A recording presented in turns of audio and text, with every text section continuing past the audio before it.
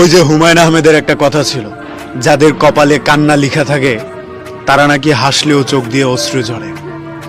আমি খুব ভালো করে জানি আমাদের বিচ্ছেদের কয়েক বছর পর কোনো এক গলির মাথায় আমাদের আবার দেখা হবে। হয়তো আমরা একজন আরেকজনকে তেমন কিছুই বলতে পারবো না, একজনের দিকে আরেকজন ফেলফেলিয়ে তাকিয়ে থাকবো। এই সময়ের ব্যস্ততা কিংবা বেকারত্বের অজুহাতে তুমি অন্য কারো হয়ে গিয়েছো। এখন হয়তো ভালো আছো, দিন শেষে সবাই ভালো থাকে, কিন্তু সবচেয়ে ভয়ানক ব্যাপার হচ্ছে নিজের প্রিয় মানুষটা নিজের চোখের সামনে অন্য কারো হয়ে যাওয়াটা। এই বিপত্তি কিংবা বিভেদটা মানুষ মেনে নিতে পারলেও ভেতরে ভেতরে এই জিনিসটা সহ্য করতে পারে না।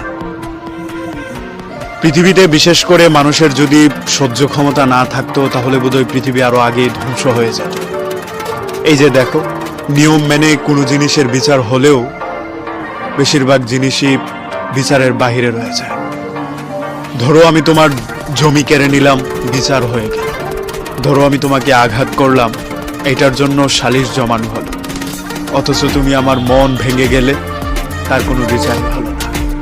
অথচ মানুষেরা বলে থাকে মানুষের ভেতরে একটা গোশতের টুকরা আছে যেটা ভালো থাকে